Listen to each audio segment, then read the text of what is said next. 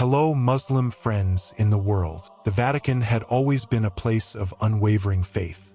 Its grandiose churches, endless rows of candles, and the constant prayers that echoed through the halls stood as a symbol of the firm foundation of Catholicism. But within the Vatican's walls, there were whispers about doubt, about faith that had been shaken by the weight of time. Monsignor Paolo Benedetti had served as a priest for over 50 years, rising through the ranks to become a respected figure in the church. Yet in the last few years, something had begun to change in him. A quiet, almost imperceptible shift that even he had trouble understanding. Benedetti had always been a man of certainty. He spent his days reading scripture, preaching to the faithful, and ensuring the purity of the doctrine. He was known for his strong belief in the teachings of Christ, and his loyalty to the church was unquestionable. Yet in the solitude of his study, when the church bells stopped ringing, something within him began to question. It started with a single book, one that, at first, he never thought he would pick up. A gift from an old friend, an intellectual from the Middle East. The title was simple, the Quran. Benedetti had always been taught that the teachings of Islam were dangerous, that they strayed too far from the Christian faith. But curiosity, or perhaps something more profound, drove him to open the book one evening after Vespers. The moment his eyes scanned the verses, something unexpected happened. The words on the page, written in Arabic and translated into Italian, seemed to reach into his very soul. The language was different, yet the message seemed familiar. It wasn't the anger or the divisiveness that some had claimed to find in the Quran. Instead, he found compassion, guidance, and wisdom that seemed to resonate with his own understanding of God. He did not understand everything, of course. He had not studied Islam extensively, and the differences between Christianity and Islam were vast.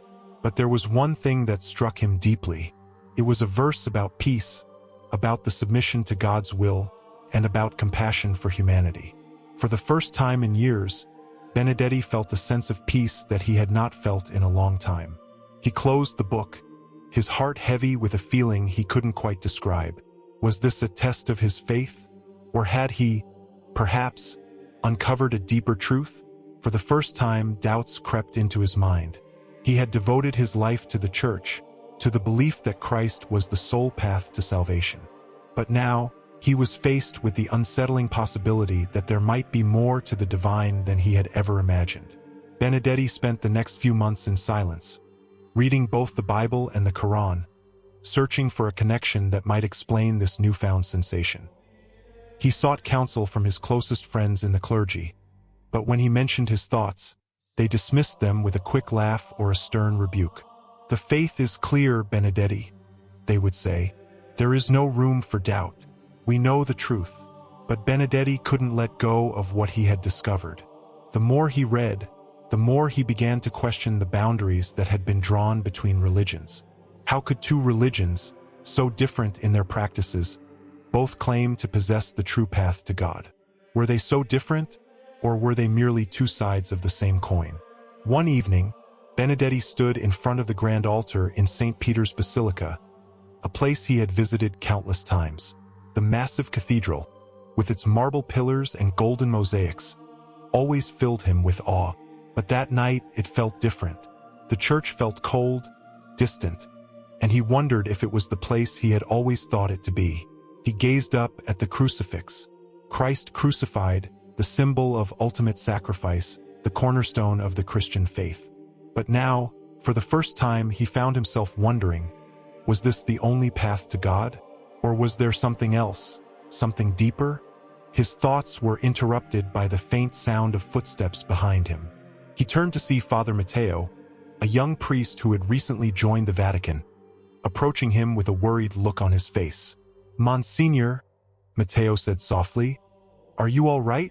Benedetti gave a small smile, though his eyes were weary. "Yes, Matteo, just thinking. Sometimes, the answers we seek are not as clear as we would like them to be." Matteo nodded, though he didn't fully understand the weight of Benedetti's words. Benedetti had always been a man of unwavering faith, but now there was a crack in that foundation, one that could not be ignored. "I have a question for you, Matteo," Benedetti said, his voice quiet. Do you think God can speak to more than one people in more than one way? Matteo blinked in confusion. What do you mean, Monsignor? Benedetti turned to face the altar once more, his gaze far off. I have read the Quran, Matteo. I have read the teachings of Muhammad, and I do not know what to make of it. There is a part of me that believes that God spoke through him, just as he spoke through Christ. But that part of me also feels like a betrayal. Matteo didn't know how to respond. He had heard whispers of Benedetti's struggles, but he had never expected to hear these words directly from him. Monsignor, the Church has always taught us that Christ is the way, the truth, and the life, Matteo said gently. It is hard to imagine another path. Benedetti nodded slowly.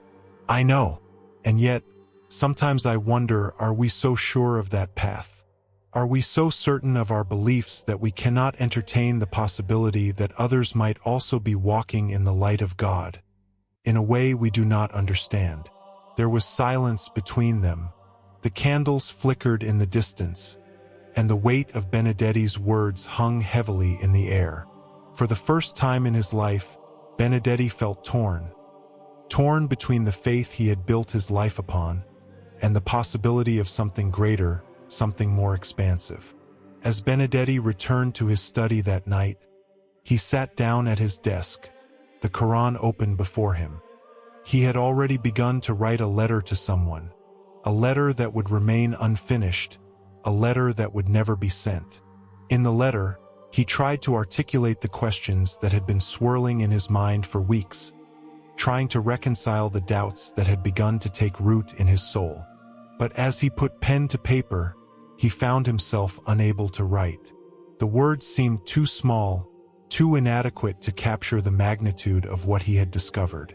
Instead, he sat back in his chair, staring at the empty page, wondering if he would ever find an answer. And so, as the days passed, Benedetti's faith, once firm and unshakable, began to crumble. But in its place, something new was beginning to take shape, an understanding of the divine that transcended boundaries, that could not be confined by the walls of a single church or the teachings of a single prophet. It was the beginning of a new journey, a journey that would lead Benedetti toward a truth that he had never imagined. Days turned into weeks, and Benedetti found himself caught in an unrelenting storm of thoughts and doubts. His once strong faith in the teachings of the Church now felt fragile, like the threads of an old tapestry unraveling under the weight of time. He spent countless hours in his study, reading both the Bible and the Quran, searching for something, an answer, a sign, that could make sense of the conflict raging inside him. The Quran lay open on his desk, the pages worn from use. Benedetti traced the words with his finger, his mind lost in their meaning. The verses spoke of peace, compassion, and the oneness of God. At first, it was difficult to reconcile these teachings with the teachings of Christianity, but the more he read, the more he began to feel a connection. There was no denying it. The message in the Quran was not so different from what he had been taught in the Gospels. But still, doubts lingered. Was he truly allowed to embrace these teachings, to accept them as a part of his spiritual journey? Or was it a betrayal of everything he had believed in for so many years? One afternoon, Benedetti walked through the quiet halls of the Vatican. His footsteps echoed in the empty corridors, and the scent of incense lingered in the air. He had spent most of the morning in his study, praying in silence, but the peace he once felt in these sacred walls had begun to elude him. He was searching for something, but he wasn't sure what.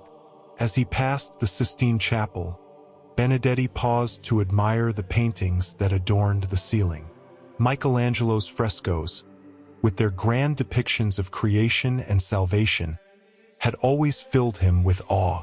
Yet today they felt distant, almost irrelevant. It was as if the world they depicted had no place in his current struggle. Is this truly the answer? Benedetti whispered to himself. Is this all there is to God's truth? In his solitude, Benedetti began to question the very foundations of his life. The certainty he had once felt in the Church, in Christ, was now clouded by the teachings of Islam, which seemed to offer a different but equally compelling path to God. But he couldn't ignore the fear that gripped him at the thought of diverging from the path the Church had laid before him. That evening, after Vespers, Benedetti sat alone in his study, a candle flickering on the desk beside him.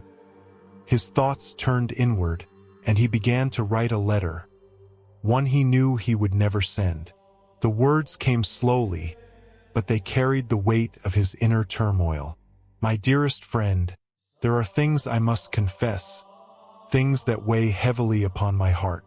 I have always believed that the path of Christ was the only true way to salvation. But in my old age, I have come across a path that has made me question everything I have ever known. I have spent much time reading the Quran, and I have found in it words of peace, words that resonate with me in a way I cannot explain. I feel that Muhammad, too, was a prophet, a messenger of God, sent to guide humanity. I cannot deny the peace that these words bring me, but I also cannot deny the fear that arises within me at the thought of accepting them. What would it mean for me, for my life and my faith, if I were to acknowledge this? I am not sure I have the courage to face this truth. Please forgive me, my friend, for sharing these thoughts.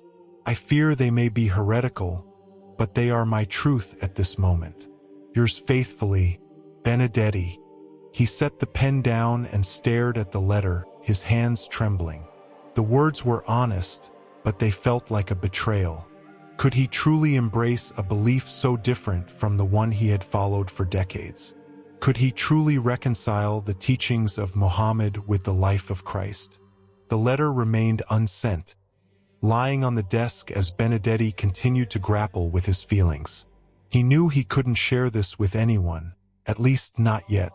But the thought of keeping it buried inside him was unbearable. The tension in his soul was growing, and he knew that he could not hold onto his doubts forever. The following morning, Benedetti attended Mass, as he always did. He stood before the altar, surrounded by the faithful, their voices rising in unison in prayer. Yet, as he stood there, he felt a disconnect, a sense of isolation that he could not explain. The ritual, the prayers, the hymns, they were familiar, but they no longer filled him with the sense of divine certainty they once had. As the Mass concluded, Benedetti lingered in the pews, his mind still unsettled. Father Matteo, the young priest who had become his companion in recent years, approached him with a concerned look on his face. "Is everything all right, Monsignor?" Matteo asked gently. Benedetti nodded, but his eyes were distant. "Yes, Matteo. It's just, I've been thinking.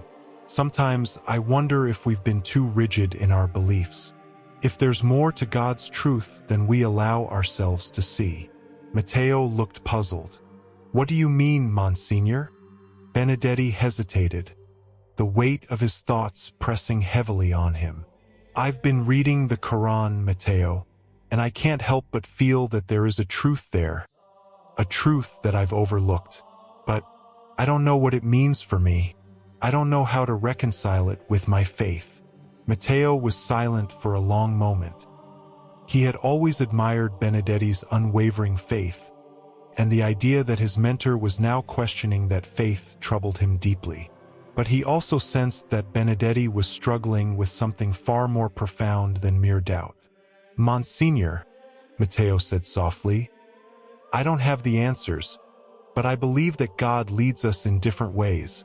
Perhaps, as you've said, there is more to his truth than we can understand."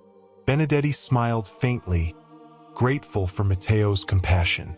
"Thank you, Matteo. I hope you're right. But for now, I must continue my search. I cannot ignore what I found." As the days went by, Benedetti's inner conflict deepened.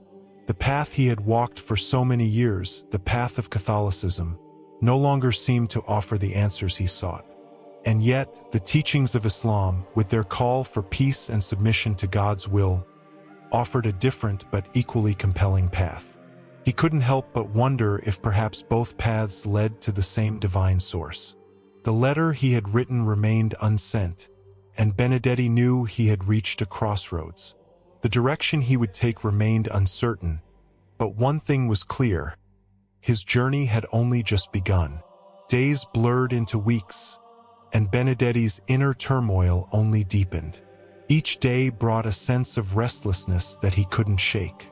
The Vatican, with its hallowed halls and sacred traditions, felt increasingly distant. The certainty that once filled him now seemed like a shadow that clung to the edges of his consciousness, pulling him away from everything he had known.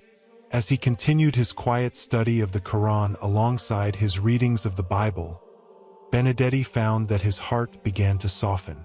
The verses in the Quran, with their call for peace, justice, and submission to the will of God, echoed in his mind constantly. Yet, there was something more, something beyond the words themselves. The message was not simply theological. It was spiritual, transcendent. One quiet evening, as Benedetti sat in the flickering light of his desk lamp, he closed both the Quran and the Bible and stared out of the window.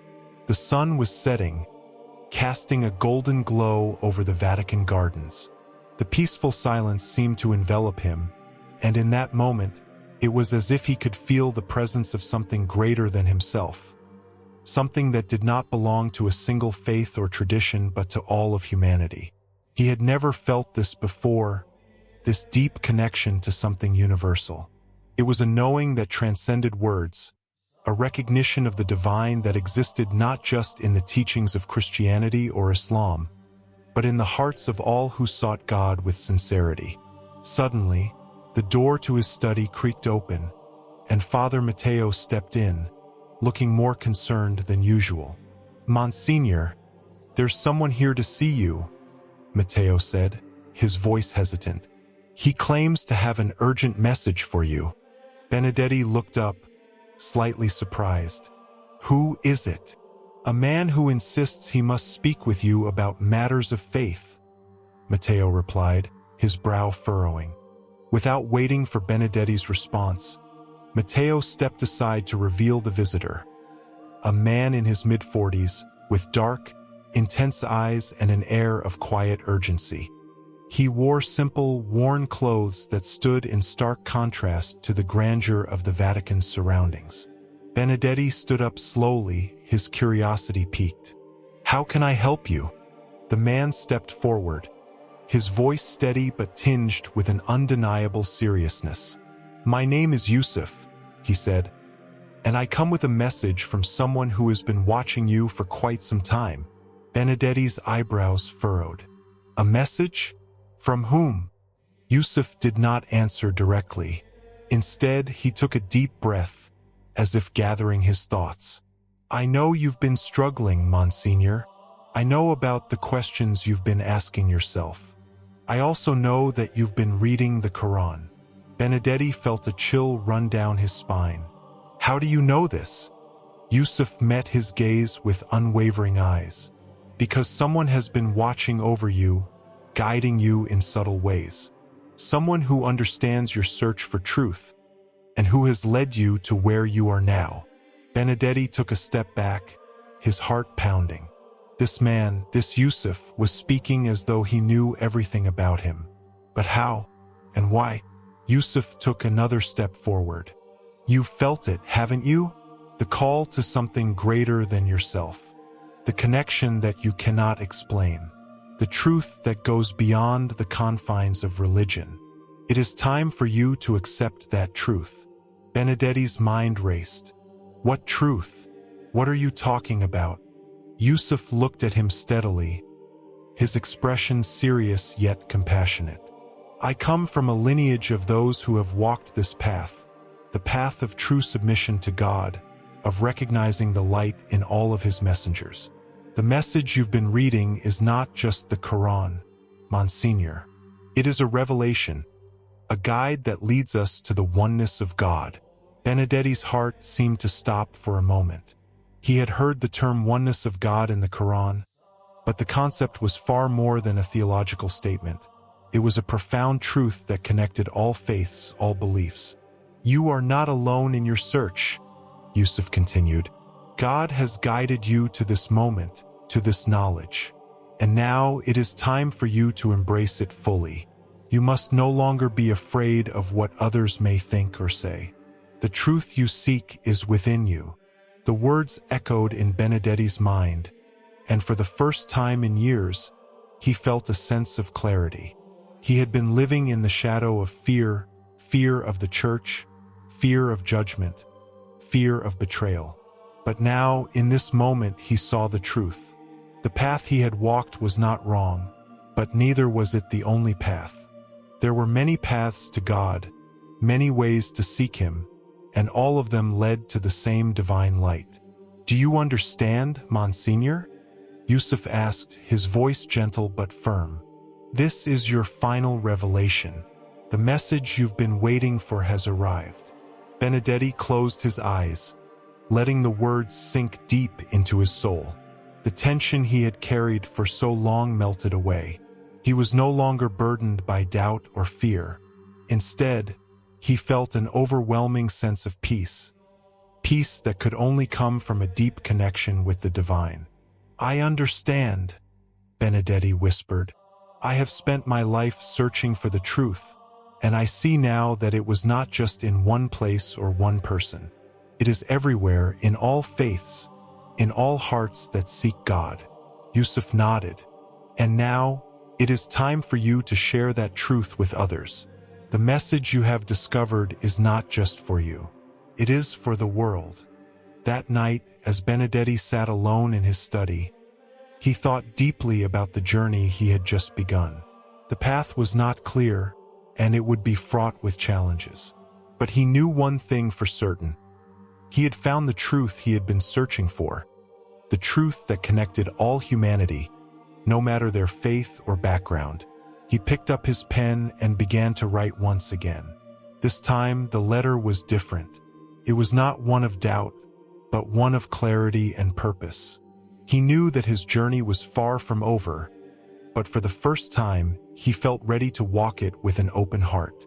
To my dear friend, I write to you not in fear, but in hope. I have spent much of my life searching for the truth, and I now realize that the truth is far greater than I ever imagined. It is not confined to one faith, one path, or one man. It is found in the hearts of all who seek God with sincerity and devotion. I have found peace in the teachings of Islam, and I believe that Muhammad, peace be upon him, was a prophet of God, just as Christ was.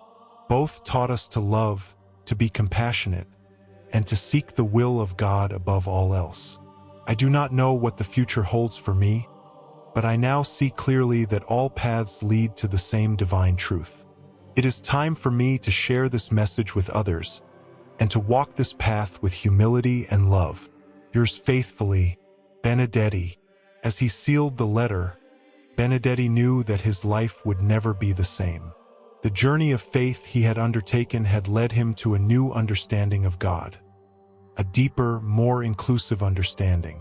And now, he was ready to share that understanding with the world.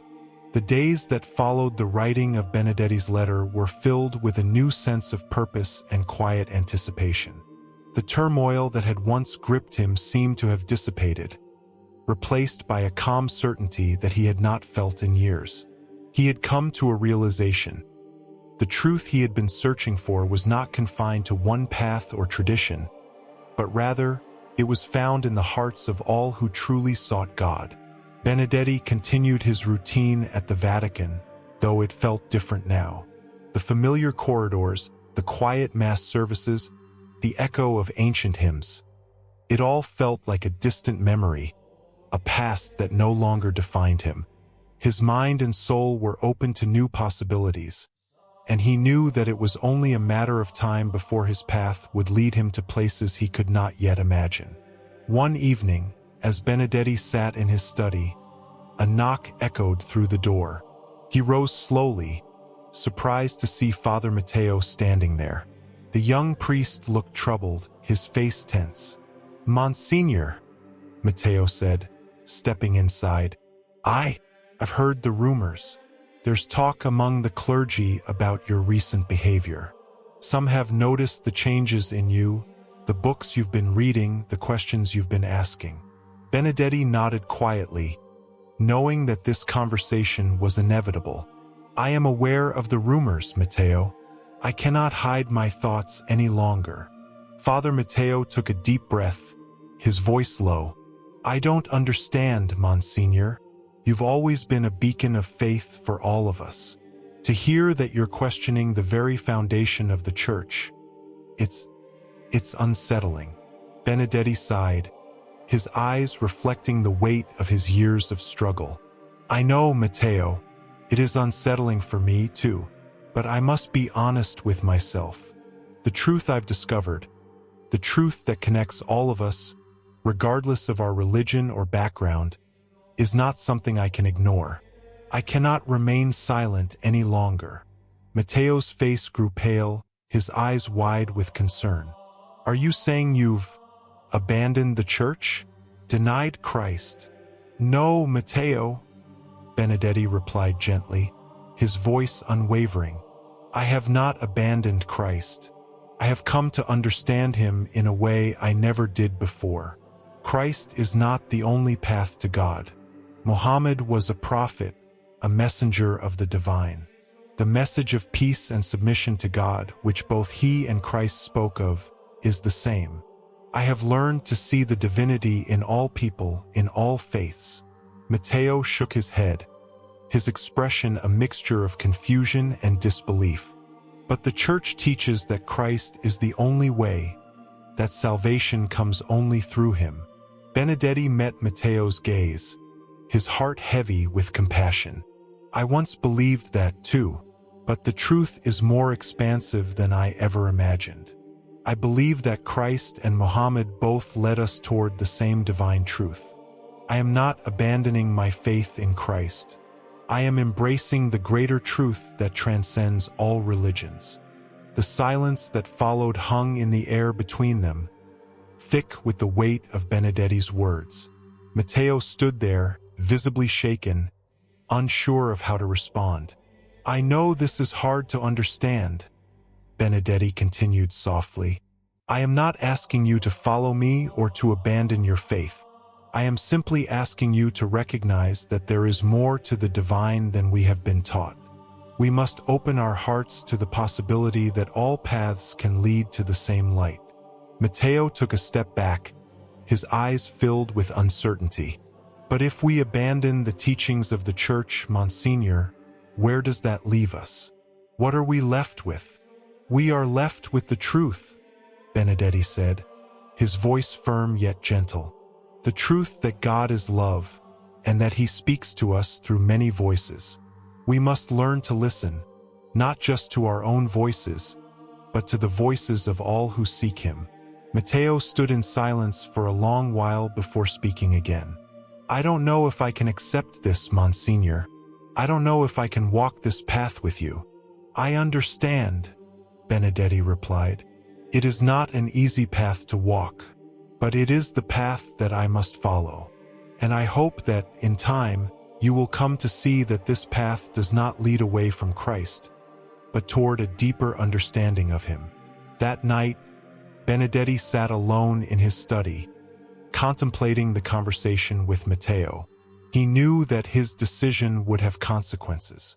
The church would not take kindly to his changing beliefs. There would be those who saw him as a heretic, a threat to the very foundation of their faith. But Benedetti was no longer afraid. He had found the truth he had been searching for, and no amount of fear or opposition could take it away from him. As he sat at his desk, he felt a strange sense of peace. He was no longer bound by the walls of the Vatican, no longer confined to a single path. He had come to understand that the journey toward God was not one of separation, but one of unity, a unity that embraced all who sought him, regardless of their faith. The next morning, Benedetti made a decision. He would leave the Vatican. It was a difficult choice, but he knew it was the right one. He could no longer serve an institution that rejected the truth he had discovered. He would find a new way to share this truth with the world, a way that would bring people together rather than divide them. As he prepared to leave, he wrote another letter, one not to his friend, but to the church itself. In it, he poured out his heart, explaining his decision and the reasons behind it. He knew that some would never understand, but he hoped that one day they would come to see the light he had found. To the Holy Father and the cardinals of the Church, I write to you with a heavy heart, knowing that my departure from the Vatican will cause pain and confusion. But I can no longer remain in an institution that insists on the exclusivity of one path to God. The truth I have discovered in the teachings of Christ and Muhammad transcends all religious boundaries, and I believe it is time for me to embrace that truth fully. I will no longer live in fear of the truth that has been revealed to me, and I will no longer hide it from the world. I hope that one day the Church will come to recognize the divinity that exists in all paths to God. Until then, I must walk my own journey, and I hope that you will understand my decision. Yours in faith, Benedetti.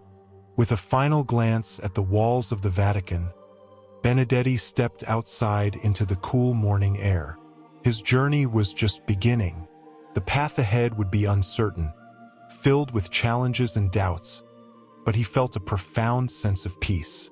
He had taken the first step toward the truth, toward a greater understanding of God's love for all people.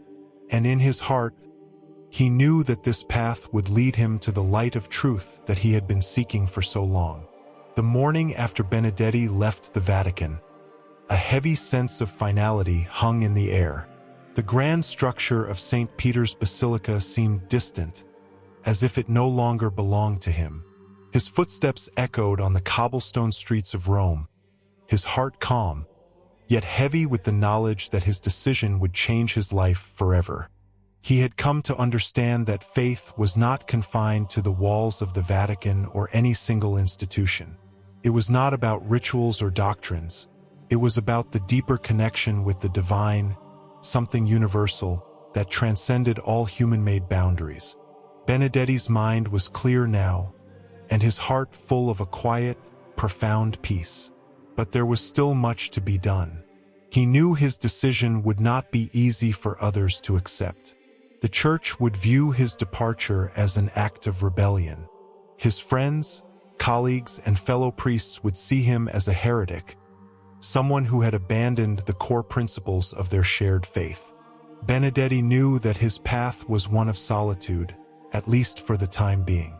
Days turned into weeks, and Benedetti wandered through the streets of Rome, visiting various places of worship, churches, mosques, synagogues, and temples. Each time he sat quietly, listening, absorbing the atmosphere, feeling the connection to the divine that resided in every place, in every soul. He spent hours reading and reflecting, meditating on the common threads that ran through the texts of Christianity, Islam, and Judaism. The themes of peace, compassion, justice, and submission to the will of God were present in all of them. In each of these sacred spaces, Benedetti found the same truth, the same essence of God's love. He had not abandoned his faith, he had expanded it. One day, as Benedetti sat in a small mosque on the outskirts of Rome, a voice interrupted his quiet reflection. It was a voice that he had come to recognize in his heart, a voice that spoke to him not in words, but in understanding. "You have come far, Monsignor," the voice said softly. Benedetti looked up, startled. The man standing before him was Yusuf, the stranger who had visited him months earlier, bringing with him the message of unity and peace. His face was calm, and his eyes shone with an inner light. "I've been following you," Yusuf continued. "I see that you have found the path you were meant to walk." Benedetti stood up slowly, feeling an overwhelming sense of gratitude and clarity. "I don't know where this path leads, Yusuf, but I feel peace now. It's as if the chains that once bound me have been broken. I understand now that all paths lead to the same divine truth. Yusuf smiled, his gaze filled with approval. That is the truth, Monsignor. It is not about the destination. It is about the journey, the search for truth, for God, for love. You have found that journey, and it will guide you to the light. Benedetti felt a wave of emotion wash over him. He was no longer a man lost in doubt. He had found his way, his purpose. He had crossed boundaries that once seemed insurmountable, and in doing so, he had discovered a deeper understanding of God, one that was not limited by walls or dogma. Weeks later, Benedetti stood before a congregation unlike any he had ever seen before. It was a gathering of people from all walks of life: Muslims, Christians, Jews, agnostics, and even atheists, united in their shared quest for truth and peace. They had come together in a humble hall that had once been a church, but now served as a space for interfaith dialogue and spiritual growth. Benedetti had been invited to speak, to share his journey, his discoveries, and his newfound understanding of God's love. As he stood there, looking out at the diverse faces before him, he felt a profound sense of fulfillment. This was his calling now, to bridge the gap between religions, to help others see the commonalities that bound them all together. With a calm and steady voice, Benedetti began. "I have spent much of my life searching for God," he said, his words resonating deeply with the crowd. "And what I have learned is this, that the truth of God is not confined to one path, one faith, or one tradition. It is greater than that. It is in the love we show one another, the kindness we offer to the world, and the humility we embrace in recognizing that we are all part of the same divine creation." He paused, looking at the faces of the crowd, faces full of hope, full of longing. "I left the Vatican because I could no longer accept that one path is the only way to God. I believe that God speaks to us through many voices, through the prophets, through the sacred texts, through the lives of all those who seek truth and peace. My journey has led me to a place of understanding, and it is my hope that you too will find that same truth, wherever it leads you." The room was silent, and then, slowly, a few people began to nod in agreement. Benedetti could see that the words had touched them. For the first time, he felt that his work, his journey, was beginning to have an impact. As he continued speaking, Benedetti realized that this was not the end of his journey. It was only the beginning. The world was full of people who, like him, were seeking the truth, and he would continue to walk that path with them, offering his understanding and his love to all who sought it. Months later, Benedetti returned to the Vatican one final time. He stood before the Grand Basilica, looking up at its towering spires. He had come to see his former colleagues, to share his journey with them. He knew that they would not understand, that they might even reject him, but he felt it was important to speak the truth, no matter the consequences. As he entered the Vatican, he was greeted with silence. His former colleagues, priests and cardinals alike, looked at him with suspicion and sorrow. They saw him as a fallen man, someone who had betrayed the teachings of the Church. Benedetti stood before them, his heart calm. "I have not abandoned Christ," he said softly, his voice clear. "I have come to understand him in a way I never did before. I believe in his message of love and peace, but I also believe that other prophets, like Muhammad, spoke that same truth. I have not left the Church. I have simply embraced a greater understanding of God's love for all of humanity." There was a long silence as the men before him exchanged glances, some filled with disbelief, others with anger. But Benedetti did not flinch. He knew that his message was one of peace, and that it would find its place in time. As Benedetti walked away from the Vatican one last time, he looked out over the city of Rome. The sun was setting, casting a golden light over the streets. He felt a deep sense of fulfillment. He had found the truth he had sought for so long, and now he was ready to share it with the world. His journey was far from over, but Benedetti knew that the path ahead, though difficult, was the one he was meant to walk. And in his heart, he felt the warm embrace of God's love, a love that transcended all boundaries, all religions, and all divides. For Benedetti, this was the true light, the light that united humanity in its shared search for the divine.